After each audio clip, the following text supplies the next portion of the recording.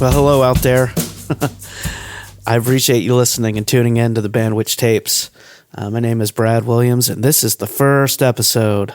I'm pretty excited about it. Slightly terrified, but also very excited about it. The idea of this has been a long time coming, and I'm finally getting around to doing it. So, again, I really appreciate you taking the time to have a listen.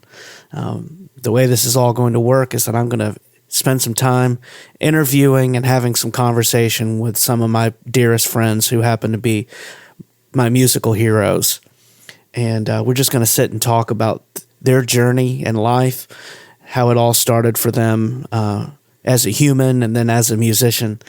And we'll also find some way to talk about how our lives intersected with each other and some cool stuff we've done along the way. And I just hope you have a good time listening. As I'm recording this, it's a cold and rainy day in St. Louis, Missouri, and feels like winter, which is A-okay for me. We just finished Thanksgiving last week, and my mom is in town visiting. We have had a great time with her. Skylar came up from LSU, and it was just so much fun for all of us to spend some time together. We spent a lot of time together laughing, having way too much food, watching some movies, and just spending a lot of time together. It was so much fun. I hope you all had a wonderful holiday as well. So as I kick off this first episode, it's my pleasure to interview my buddy, Mr. Mark Mundy. Mark is one of my dearest, best friends in the world, and I love him to death. He also happens to be one of the best musicians I've ever worked with. He's an incredible guitar player, a great singer, producer, engineer. We met years ago and played a lot of gigs together, mostly in the band Across the Wide that I was fortunate enough to be in with him when we lived in Atlanta. Mark also owns and operates Flossy Monk Studios out of his home. It's a great sounding studio with an amazing vibe, and it's just so easy to be creative in there. We recorded 2 Across the Wide albums in his studio, and have done a lot of other projects for other people. So make sure you check out Flossy Monk Studios and all the great things that are coming out of it. So without further ado, here's my conversation with my pal, Mr. Mark Mundy.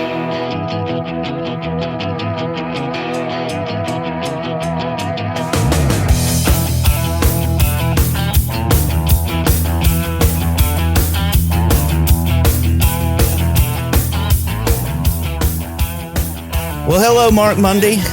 Hello.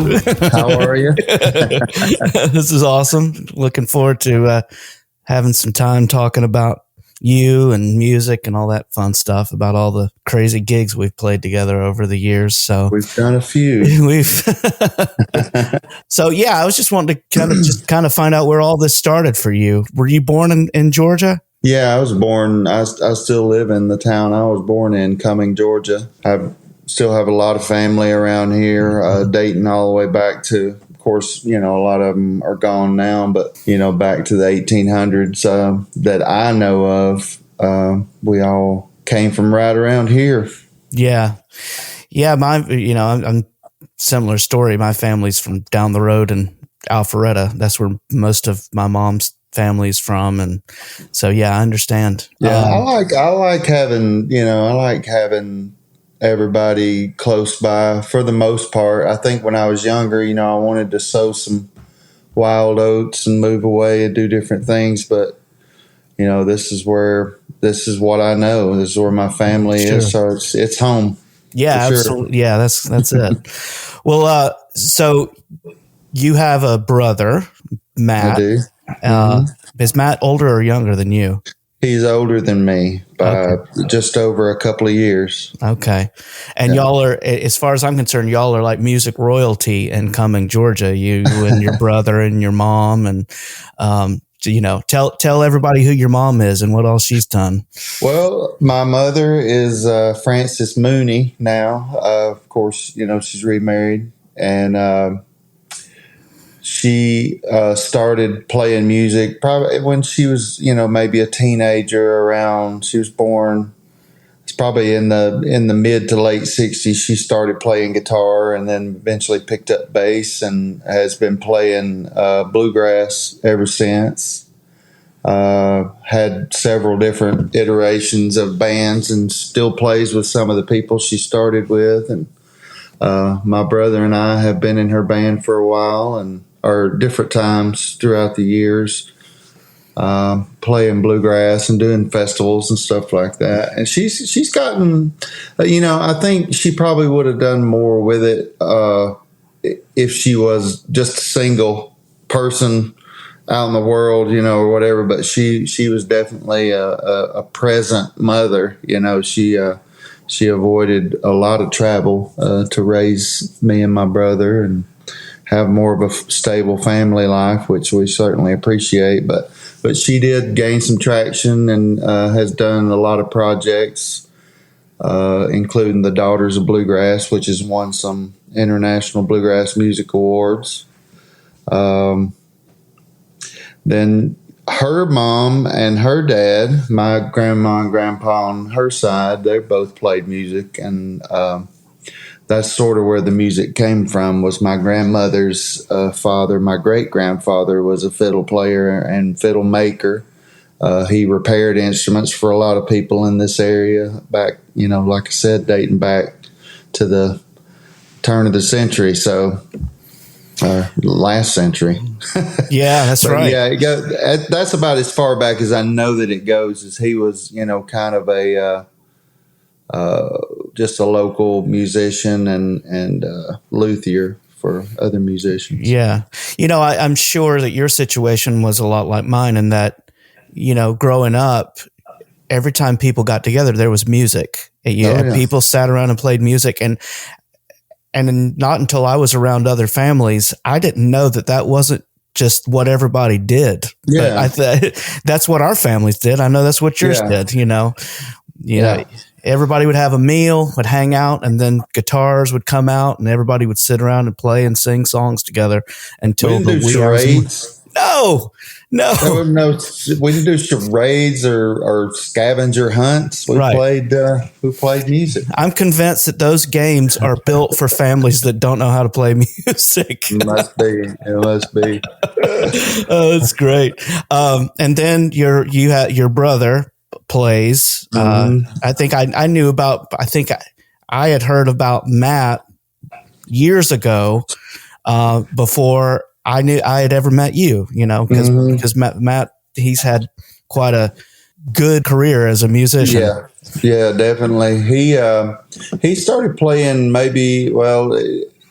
probably in conjunction with our age. He started playing a couple of years before I did, and he started playing the fiddle, and that's a pretty tough instrument, as we all who've ever tried know. But he quickly, figured out that the mandolin was tuned the same way, and he could use some of the same shapes and play that. So, and that's where, obviously where his ability took off was playing the mandolin and, studying the greats, Bill Monroe, and, more newer, or at that time newer sort of jazzier players like Sam Bush and David Grisman and stuff like that. And he just got really good really fast. And he was playing mandolin in bands at festivals and different places by the time he was 15, maybe 15, 16 years old.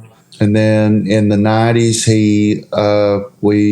we were playing in a sort of an acoustic instrumental band with friends of ours, Scott Vestal and Jeff Autry, and we went and had the opportunity to open up at the Point in Little Five Points, which is no longer there. I think it's a blue jean store or something now for the kids, but it was a cool little local spot, small, maybe held 200 people packed in there. But they would play there. They had like a residency Mondays or Tuesdays or something like that, and they had us open up for them one night. And Matt met Bruce Hampton and the Aquarium Rescue Unit, and that's where he took off with them. So that sort of opened the doors for him to do a lot of things I don't think he would have done just playing local festivals and stuff. That certainly opened it up. Did Bruce guess your birthday? I think he definitely guessed my sign. I'm not sure if he got the day just right. Maybe within a couple of tries. Thanks to the world of that we are in now on the internet with YouTube, and you can go and find some of those videos of ARU with Matt playing with Jimmy Herring and Jeff and O'Teal. It's like another world of playing when those guys were together. It was just unbelievable. Yeah, I mean, I can remember that first night, seeing them and just being like, what even is this? Is this real life? Because and this was before Jimmy Herring was with them. This was with Jeff Sipe on drums, Bruce, of course, a guy named Charlie Williams playing guitar, great guitar player, more jazz oriented, clean guitar tone. Yeah. And then and O'Teal, of course, Matt, and then the Larry Jones, the Count and Bucci playing percussion. So it was like 6 people on this small stage in the middle of Little Five Points, and 200 people just packed in there. And like I said, we got to open up, and they asked Matt to sit in with them because they really were enamored with that instrument, Yeah.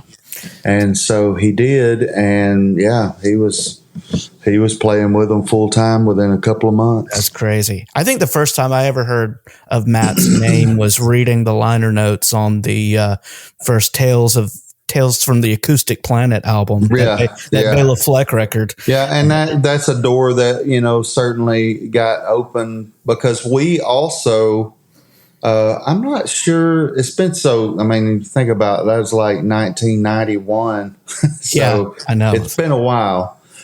But it seems like we either went and saw, or maybe we were the opening act of that same group of guys for the Newgrass Revival. At the Point. I do remember seeing them there, but I don't remember if we were the sporting act that night or not, or maybe we just went there, but I had never been to the Point, had no idea that was even a place before that night with Bruce and them. Yeah. But that's when we went there.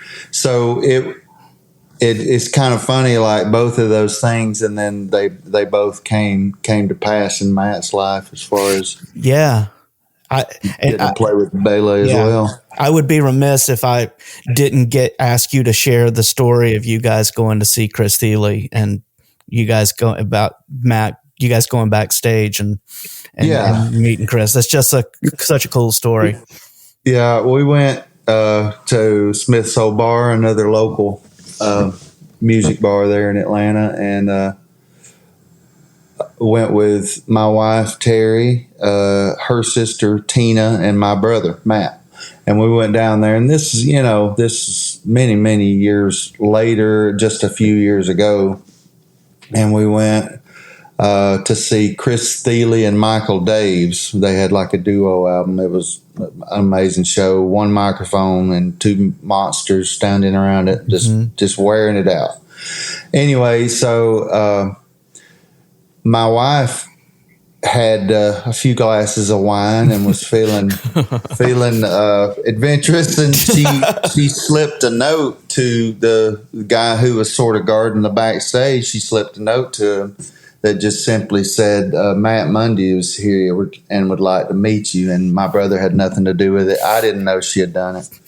So anyway, I guess he told her he'd get it to him, and he did, because they came back out there and said, you 4 can come with us. And we went backstage and met with him. Of course, anybody that knows Chris or has followed his career knows that he used his, I forget, was it some prize that he won where the purse was like $500,000. Well, he used that money to buy a Lloyd Loar Gibson mandolin. Wow. And Matt knew about that, and of course Matt's like, "Oh yeah, it's nice to meet you. But tell me more about that mandolin."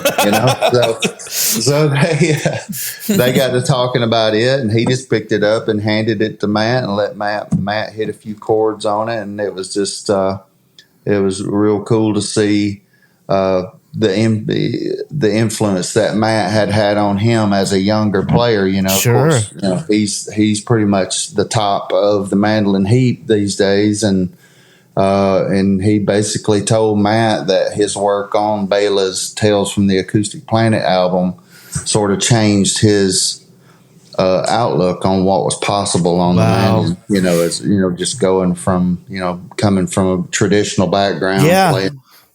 Well, and that's really it. You know, you talked about Sam Bush having that influence on Matt, and then Matt goes and does the same thing for Chris, and who knows how many other people, you know? Yeah, that's crazy. I just remember hearing, like, when we were younger, you see a band like David Grisman Quartet, Quintet, or the albums he did with Tony Rice and all those other players. And there was a group of guys, two guys that were on every album, Daryl Anger and I forget the other guy's name. But these two guys, and it'd be like, you know, look at the liner notes, it would be David Grisman mandolin, this guy mandola, this guy the octave mandolin, and they would be doing these trios. And it's like, you know, you see those guys, and they're not super famous guys, but what they were doing was amazing. And then I'm sure, you know, like Matt is not super famous, say, in Arizona or New York or somewhere like that, but what he did, people that paid attention to the stuff that the bigger guys were putting out can see these names that aren't necessarily household names, but they certainly can have an influence on the way you take your instrument. Yeah, absolutely. You know, and when you were saying that, I was remembering the fact that I think one of the things that I miss with technology is having that opportunity to read those liner notes and just kind of look at the web of all these players that played on this album and then this album. And it's amazing. Mike Marshall was the other guy's name. Yes. Yeah. Oh man. Yeah, absolutely.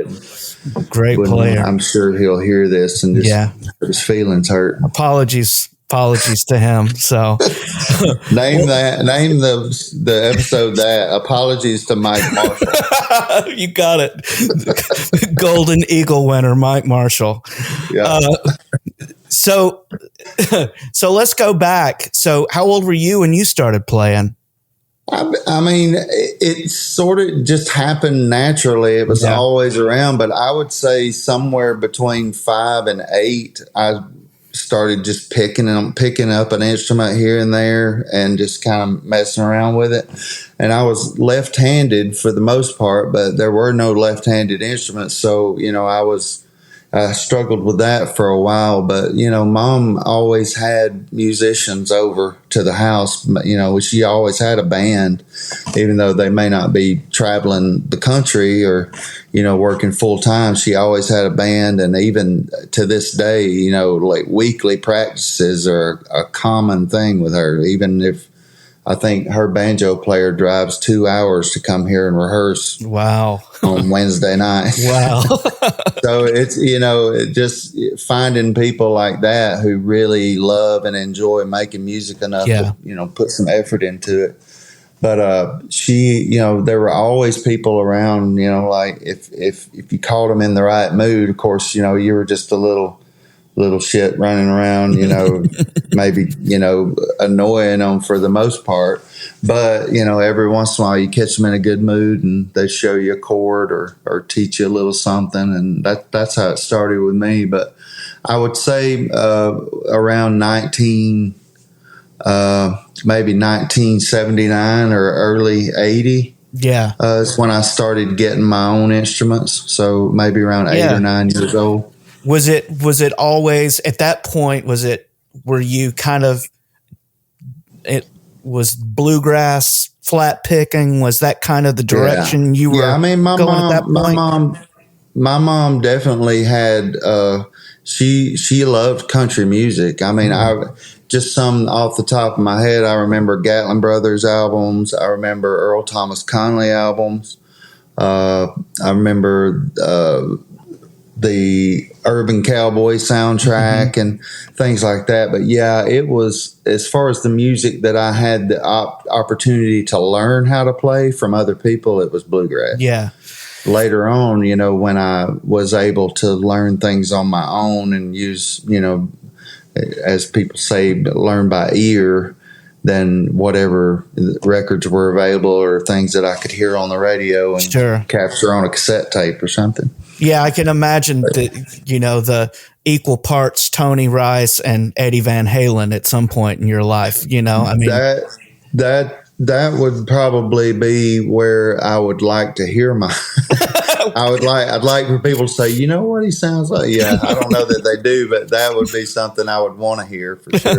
Well, I say that because I think I do hear that. I mean, it's great to hear someone that plays well, that you can hear them being themselves, but you can hear little pieces that they've taken from everyone that they've studied over the years. And I'm under no illusion that I'm a sum of all the things I've listened to, things that have moved me through the years. Sure. I hear some people say, and I try not to sound like anybody else. Well, you're going to. I mean, you don't just sit in a white room with a guitar and learn how to play. You got to hear it from somewhere. Exactly. Yeah. What's that old saying that bad composers borrow and great composers steal? I mean, that's really it. I mean, it's okay to rip something off. I mean, ultimately, it's going to become your sound. And the Bare Naked Ladies said it best. It's all been done. It's all been done. I feel like every 5 minutes we have a new title for this episode.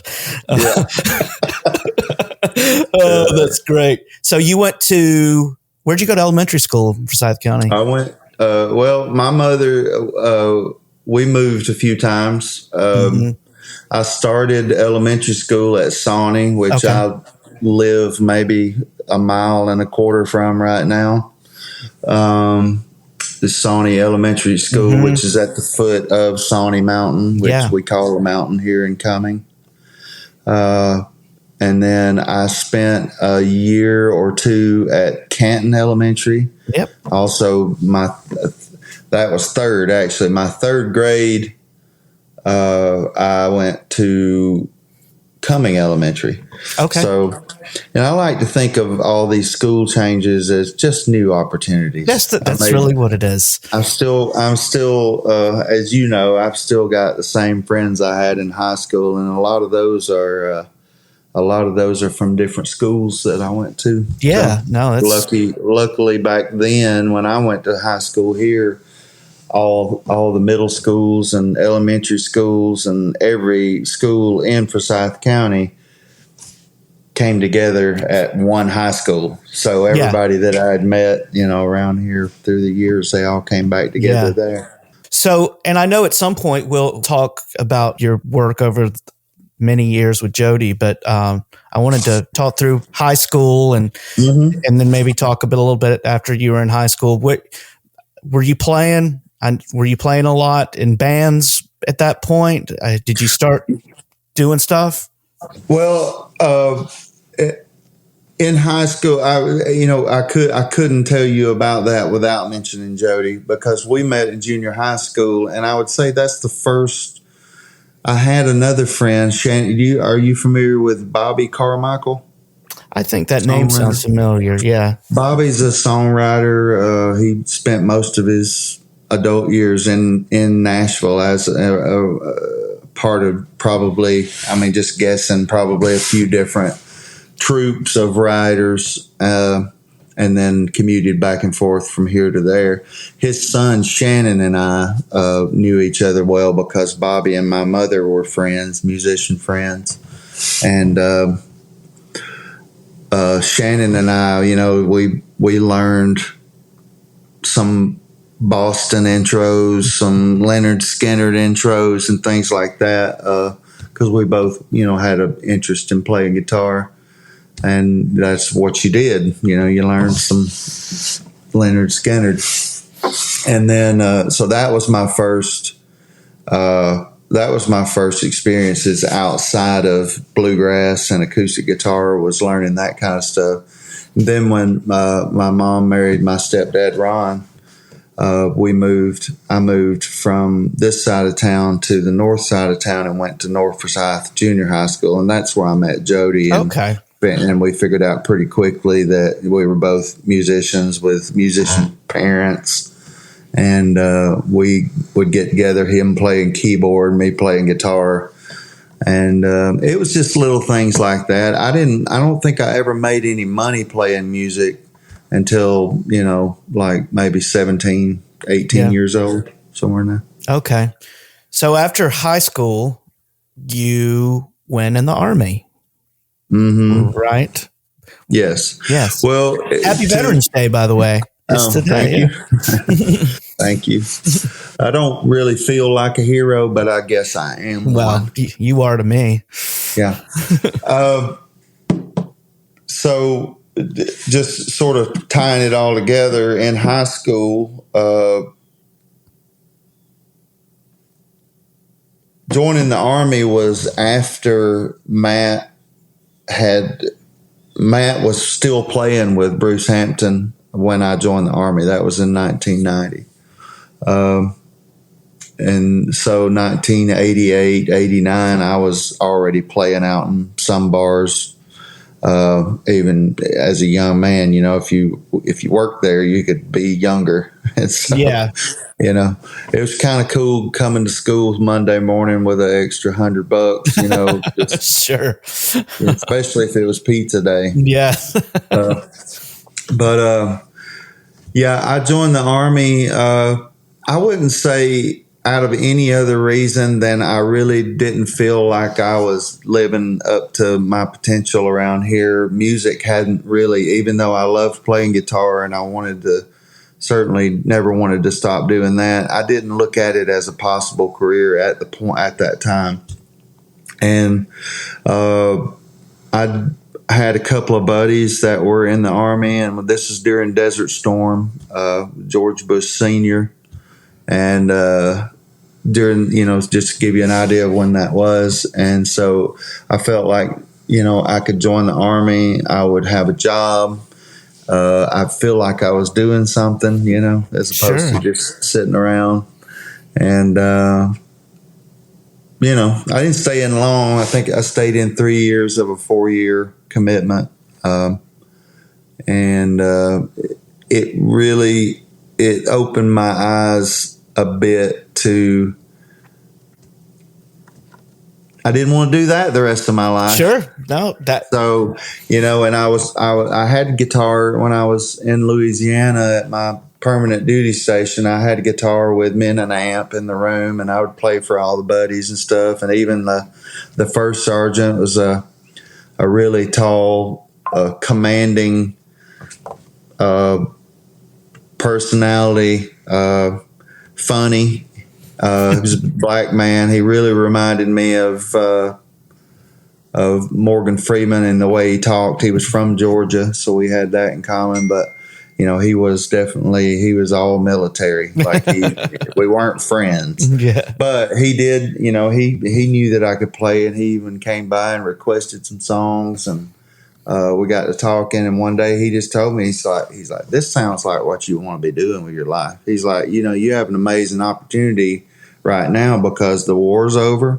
We got no money.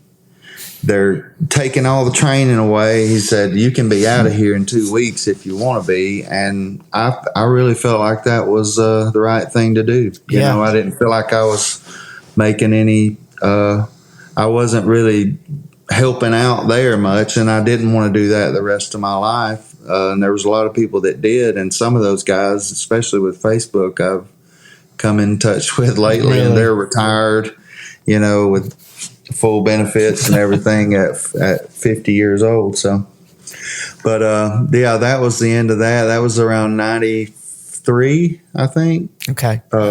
So that's when I got out of the Army. So you got out of the Army, and then you moved back to Georgia. I did. I moved back in with my mom and stepdad here in Cumming, and just seemed like music just sort of took over. That was you think about where we were in popular culture at the time. That was the down in the grunge, the early 90s rock music, Soundgarden, Pearl Jam, Nirvana, that whole group of bands just exploded. And I really felt like, coming out of the 80s, growing up and coming of age in the 80s, and the excess and the makeup and the big hair. And I mean, I still love some of that music. There's no doubt. I'll never get over some of the songs that I was a big fan of at that time. But when grunge came along, it sort of brought this edge with it of authenticity. It felt like, it wasn't about selling records anymore, although they sold plenty. I'm sure they're all doing fine. Doing just fine. But yeah, it feels like that entire just crossroad, and it was a reaction of everything that had just been happening before it, whether it be 80s the hair metal or the boy bands that were there, and it all just feels like a reaction to what was going on before it. So I tried my hand at it, doing some rock songs, and I had a few bands, nothing of note, but worked with a lot of people, like I said, I'm still friends with, and we tried our hand at some grunge or hard rock, whatever you want to call it. But really, when it all boiled down, it was just more about just being who you were, not putting on a face, or literally with the hair bands and stuff, not putting on a costume to make your music. Just write songs and play them. Yeah, that's it. I'm trying to think of a way to describe the way the music scene is now, and I feel like it's a little bit of both of those now. That I think where we're at, it may have been a comedian, and may have been somebody talking about, like, if you look at a sitcom in the 80s, you can tell that it was made in the 80s.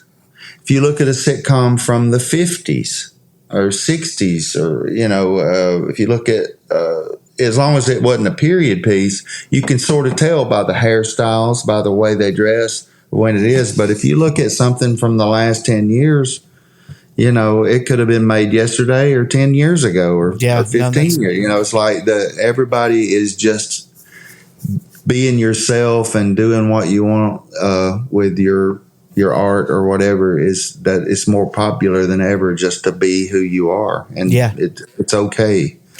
Well, I remember, we were having this conversation sometime not too long ago, I think, when we were in Bristol, that the easy commentary is to say that there's no good music anymore. and that's just not true. You just may have to look harder for it, but great music is still being made, and people are being artistic, and there's great songwriting. There's great playing.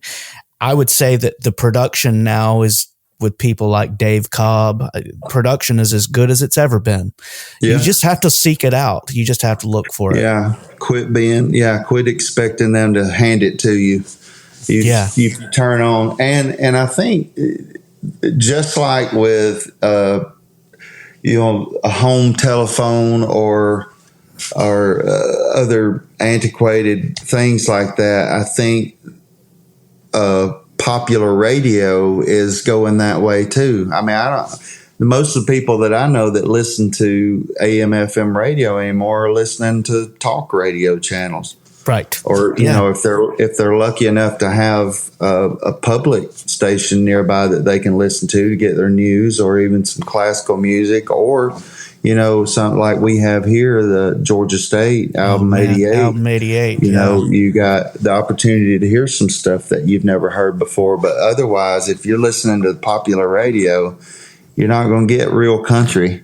You're No, not going to get real rock and roll, but it is out there. If you just, all you have, I think probably why we talked about it in Bristol is because we were at the perfect festival for that kind of thing, real authentic artists making music and being able to recreate it on the stage right in front of you. It's real music made by real people for real people. That's what it felt like. It was just unbelievable experience getting to hear just all those great players and singers. It was unbelievable. Yeah, definitely. So I know you played at some point. You played with the Urban Shake Dancers, right? Did you? Mm-hmm. How long? It wasn't a very long period of time. I think maybe a year is all I played with them. It was. I'm trying to put the chronology together, but I think that was somewhere around 95, 96. Okay. When I got back from the Army, like I said, I was sort of floating around. I'd stay with some friends in Athens, stay with some friends in Atlanta. I'd stay with my parents. I don't even think I was paying rent anywhere, which I'm sure they loved that, but there I was. And so when I got a phone call from Bruce Hampton, and or maybe he had called and left a message at Mom's and told me that he needed to talk to me. So I called him back and he said, I know you play guitar. Would you be interested in playing bass? And I said, sure. And so he said, All Good out of Athens was looking for a bass player. So I got in touch with those guys, Corky and Clay Fuller, and their singer Corky, and went and met with them. And what it was is they had decided to end that band's career. They were done. They were going to hang it up and get day jobs or whatever. And they had about 4 or 5 months worth of gigs left to play, and their bass player wasn't interested in doing them. So I did that. I helped them out. And during that was fun because they played decent sized venues, and they were popular everywhere they went. I don't understand why they were giving it up, but I guess, having had that same feeling through the years now, it doesn't matter if something's popular or not. Sometimes your heart just sitting there, So, that went off without a hitch, and we did several shows, including the Music Farm in Charleston, South Carolina.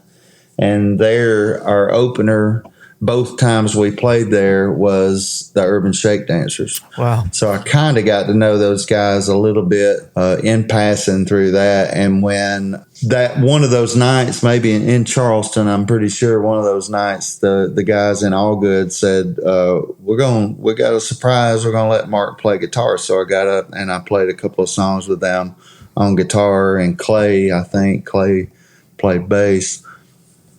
And when Robert and them with the Urban Shake Dancers, when they lost their guitar player, they remembered that, and they got in touch with me and said, would you want to come down and meet everybody and possibly, audition? So I went to their rehearsal space and auditioned with them and got the gig.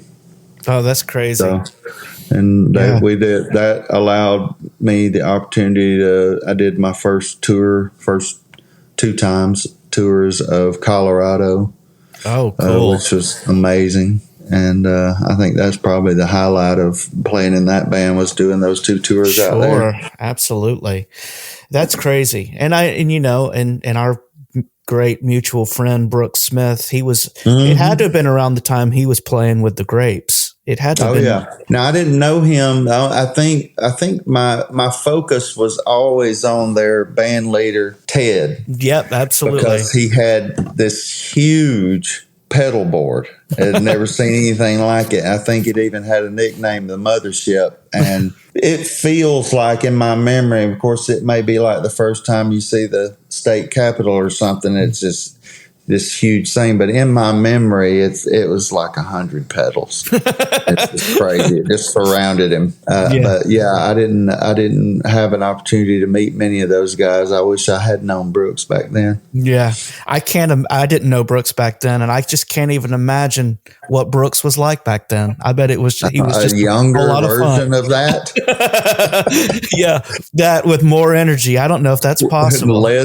Less inhibition. Yeah, man, he's one of the funniest people in the world.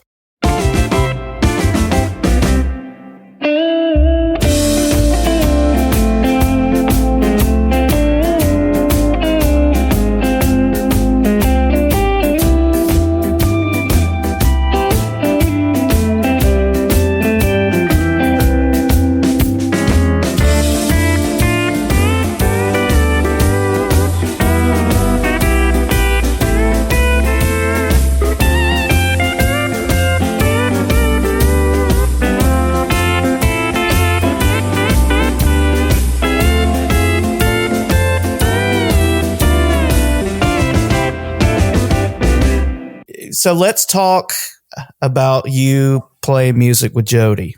I always tell everybody that you and Jody are the Lennon and McCartney of Cumming, Georgia. That's that's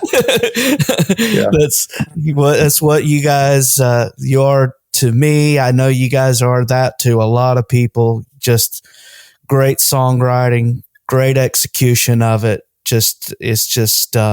It's just great, and we'll talk about some time, our time getting to play all that stuff together. But walk me through that, what you guys were playing when you first started, and the iterations of Stepsister to the Internationals to Across the Wide and beyond. Well, like I said earlier, my mother remarried my stepdad Ron in around 85. I'm just kind of guessing, but somewhere around there. Well, they may have got together. I think in 1986 is when we moved to the north end of Cumming, which is where I moved schools. I moved from a middle school called Otwell. I was in the 8th grade, and I moved out to North Forsyth. And North Forsyth in general, at that time, and even still, in a lot of cases, was more rural, more farms, more, more hunt, guys that like to go hunting and stuff like that.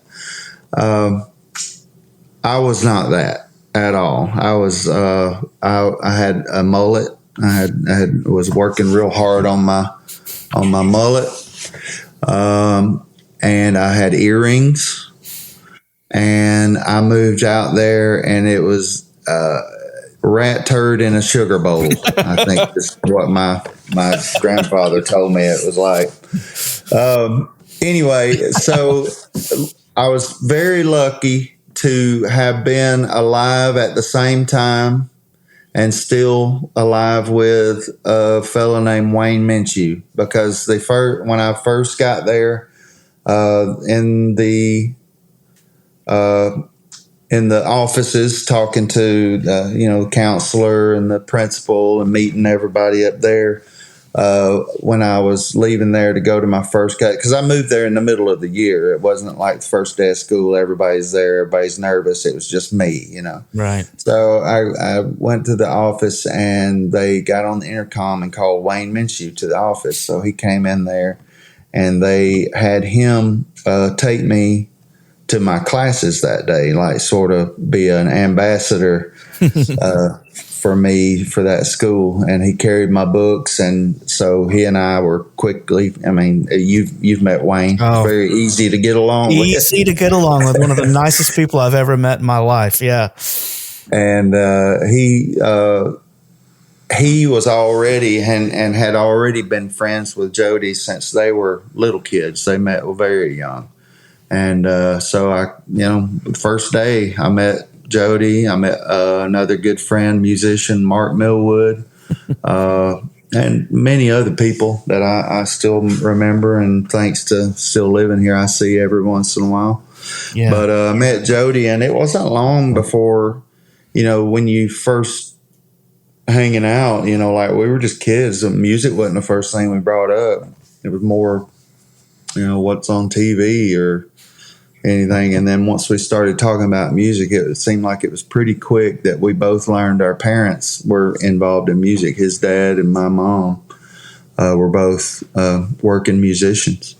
And so that sort of started us talking about music. And then, well, what do you play? Well, I play this. Well, what do you play? I play that. What kind of music you like? And it just kept growing from there. And probably within, a couple of months, we were visiting each other at each other's houses and, maybe playing a little bit of music or going to the swimming pool. And then it just, as we grew up, it just sort of became a bigger part of our friendship and relationship.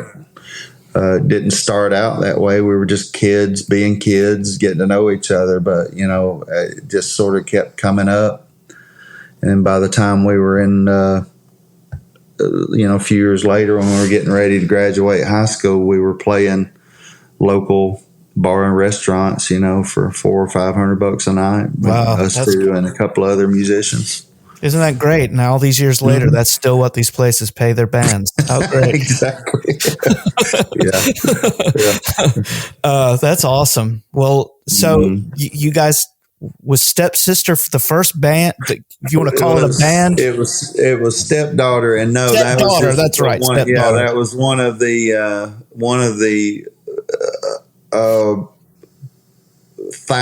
You and any other person that's ever tried to start a band or anything knows the process of naming a band is it's terrible. Nobody likes doing it. It ends up being joke after joke after joke. I think our first band was I'm not 100% sure, but I know after I got out of the Army and came back home, and we started after All Good, because Jody and I, we had that little band in high school, and it seems like that band's name was Try Again or something silly.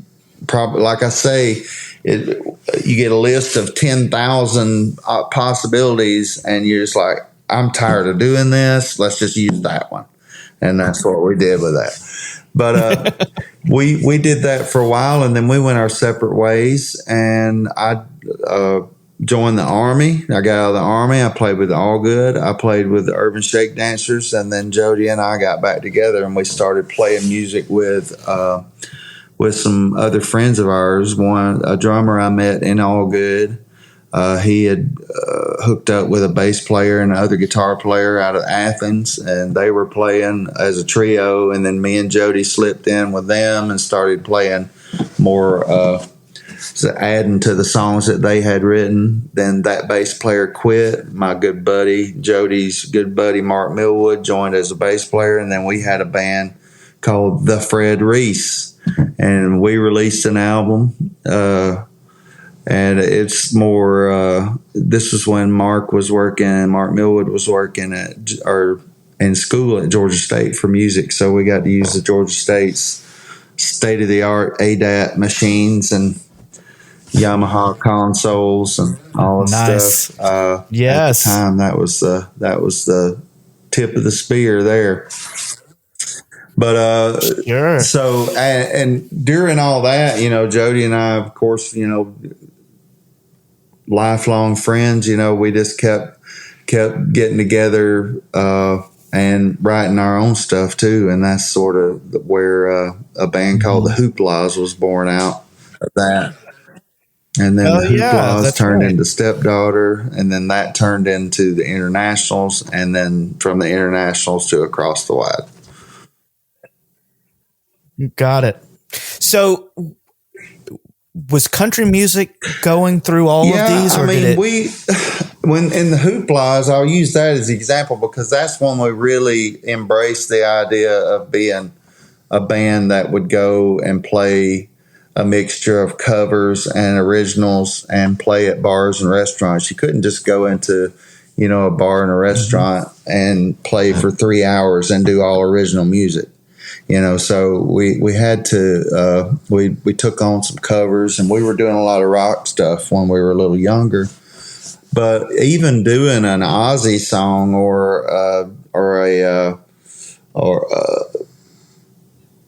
a Kiss song, and listen to how I talk. Everything that I sing is going to sound country, or at least it's going to sound like country does rock. It's not. It's just that I am who I am, and Jody has just as big of an accent as I do. He likes to joke when people ask him where he's from. He says France.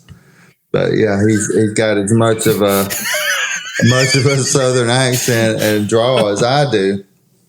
So it was more or less more us just embracing that and not fighting it. You've been in the band, you've been on both of our albums, and there's certain songs on there that are not really country at all.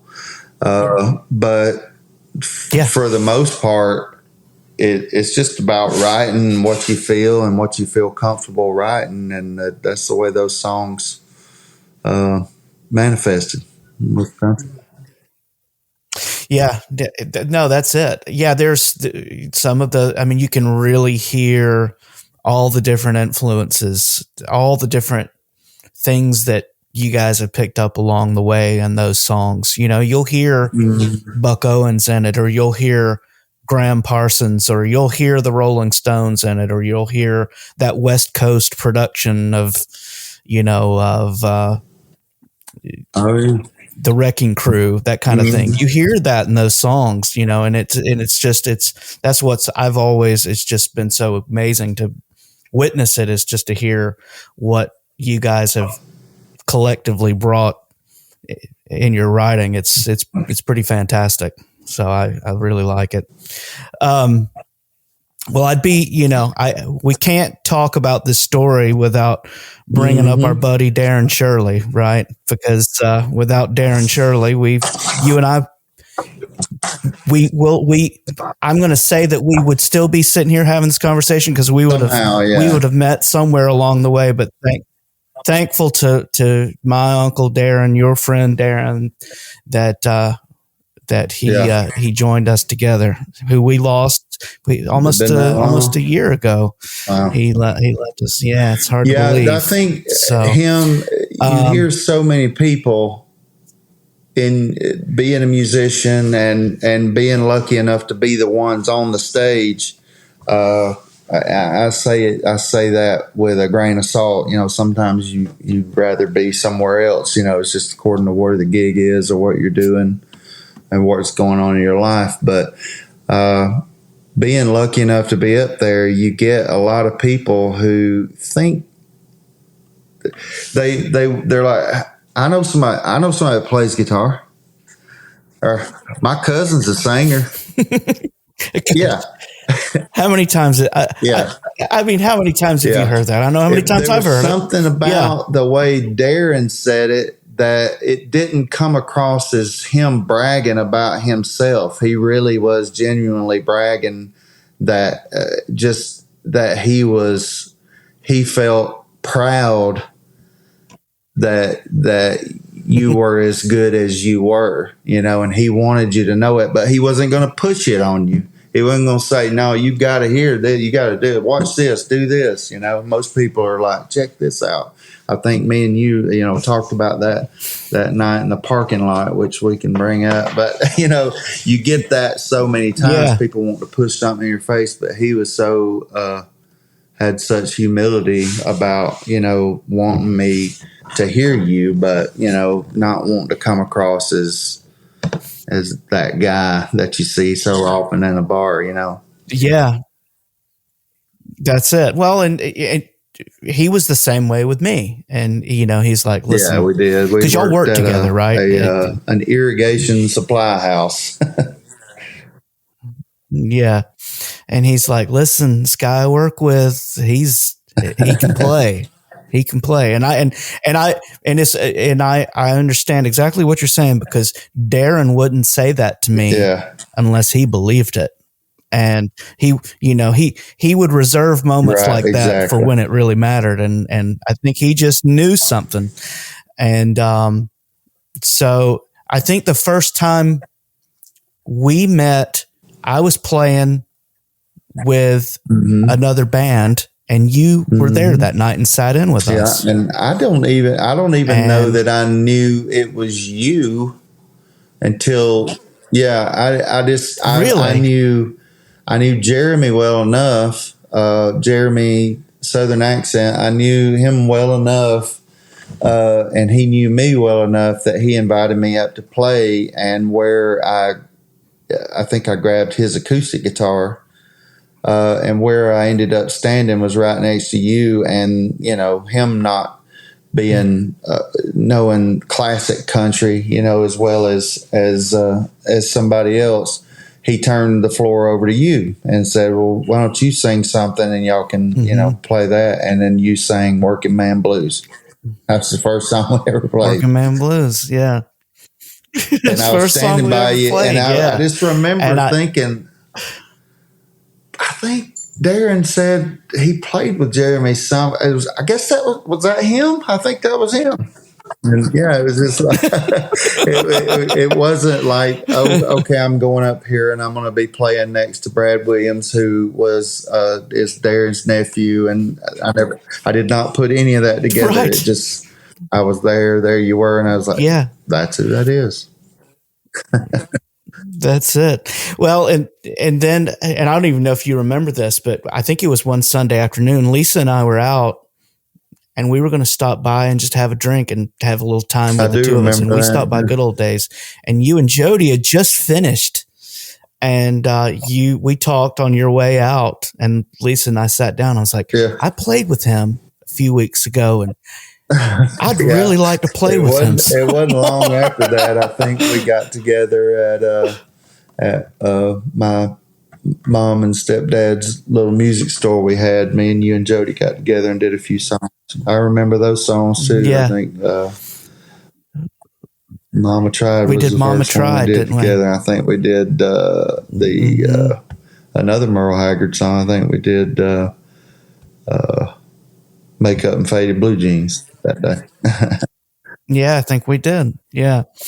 And it was one of those things, I'll just say this from my point of view, it was like going back to a place of comfort. I agree. That's the way it felt from the first moment.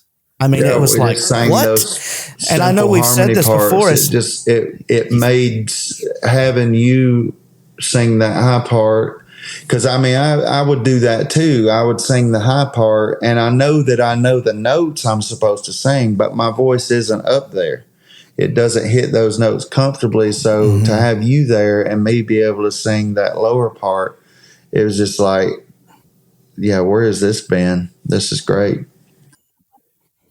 Yeah, it was great. And, it was like, and I thought so many times over the years, like, how in the world did it take us as long as it did to run into each other? I think things happen for a reason. And then after that, it was just, I definitely had my ups and downs through the years. And, it's just like, if we'd have met before, who knows, where our brains would have been.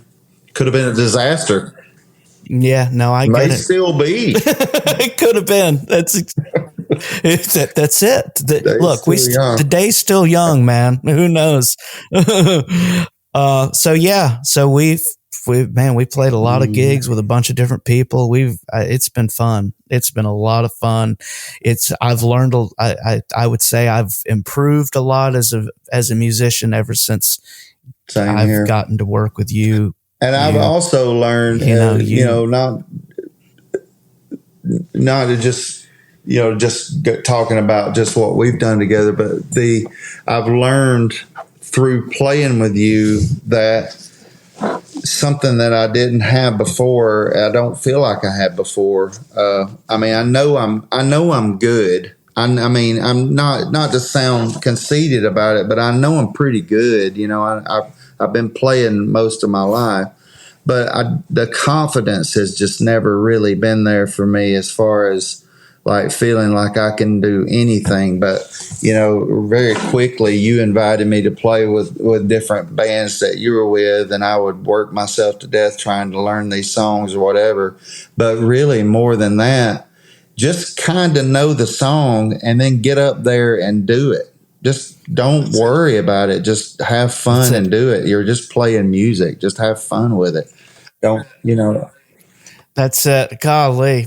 Yeah. I mean, how many times do you think in your life you've gotten in your own way as a musician? Definitely. I mean, I know. Good grief. You know, most of the time you get with a new band or something, and you know, you get a list of songs, and you know, I've heard all those songs. So really, I already half the battle's already won. I already have heard the song. I know how the melody goes, and that's what people are there to hear, not whether you hit, you know, that note just right or anything. It's just having that feeling, you know, that somebody knows the song and they're giving it to you in their own way. That's exactly it. Yeah, it's it's about, for me, it's just I got to just trust myself in it in that moment. That's really it. So, yeah, no, it's good. You know, and not only are you just an amazing musician, great player, great singer, great songwriter, but now you've got this just thriving recording studio at your house where we've recorded together, and you've recorded some great projects, some award-winning projects for people now. Tell me a little bit about how that all started and what it's looking like these days. Now, you know, just like with most things in my life, it never was something that I set out to do. It's just something that was always been a little bit of a necessity, you know. From learning how to play in junior high and high school, you know, it was, you know, 2 cassette players. You know, you record yourself on one cassette, then play that, and then play along with that and record that to a second cassette, and then go back and forth and try to add the parts. Then you graduate to a 4-track recorder, which essentially is taking a cassette tape and splitting it into four sections.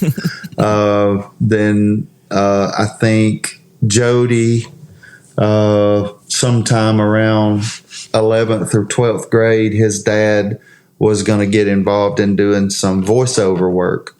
And to do that, he needed to be able to record stuff at home. So he got a TAC 8-track reel-to-reel. So then we had 8 tracks. And of course, you know, if you're gonna mic a whole drum kit and get a drum beat down there, then you've already used up 6 tracks of that. So then you got to learn how to bounce those things down to 2 tracks, and then it was just a constant learning through the years of how to manipulate different things and get things on what my wife would call on a shoestring. You know, we don't have the money to have everything we want, but we figure out a way to make it work with what we can afford. And then my mom this was probably in somewhere around 2000. My mom got a 16-track digital recorder, Roland thing. I think it was a Roland thing.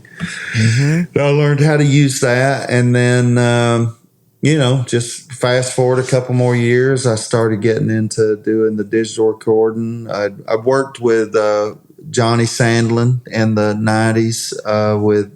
I worked with him, a band I had in Athens called Both Sides. We were lucky enough, our lead singer had the resources that allowed us to record with Johnny Sandlin at his studio in Huntsville, or Decatur, Alabama. And that was about a 2-week process. It was really cool to work with him.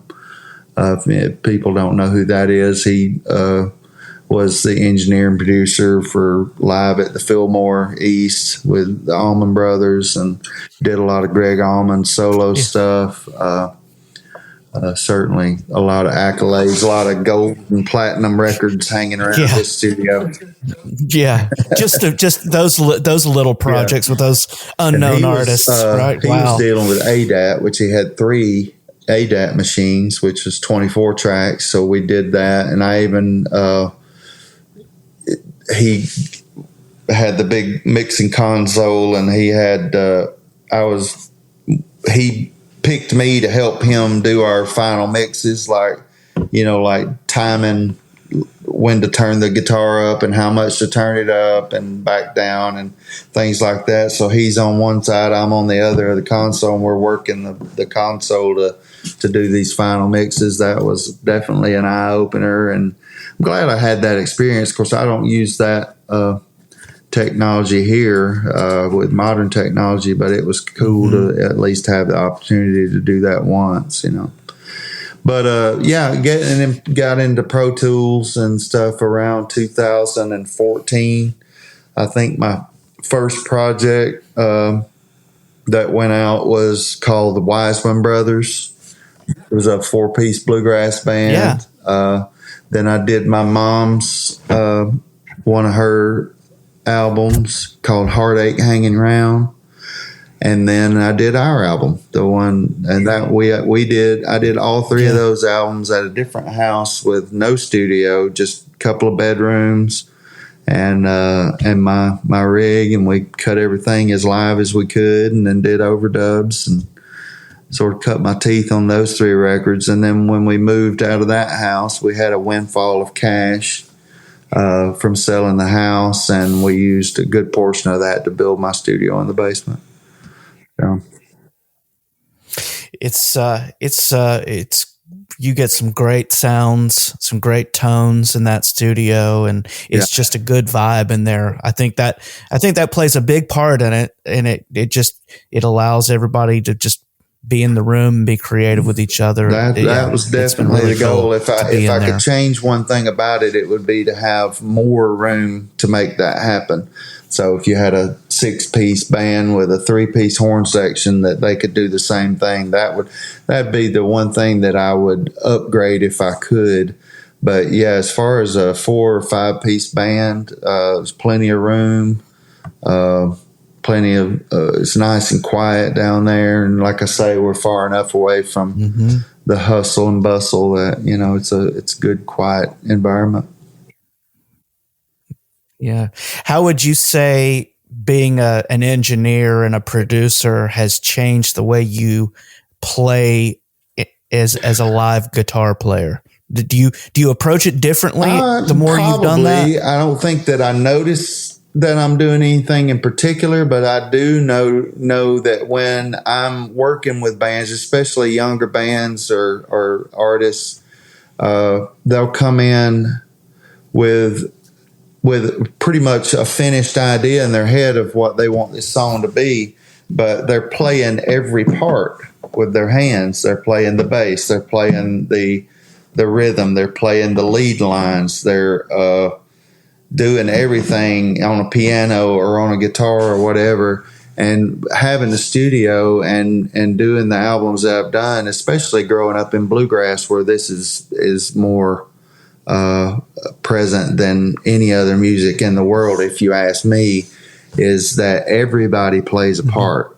If you've got a band, you're doing a full project with a full band, drums, bass, guitars, piano, whatever. Everybody has a place in that, but you have to find that place and stick with it until it's your time to shine. And then, then everybody else is supporting you.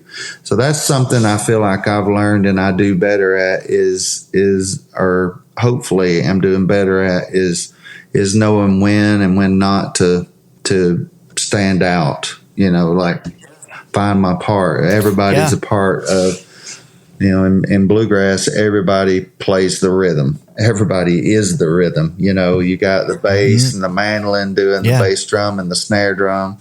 Banjo and guitar are sort of the cymbals, and hi-hats.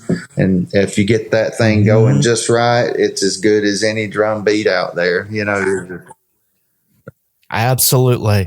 And I would say that good bluegrass bands, they know how to mix themselves. Like they're their own audio engineer on stage, where they control the dynamics of themselves and then the band. And that, you know, that's why they can stand around one microphone and not need somebody to be all, you know, mixing a bunch of different instruments.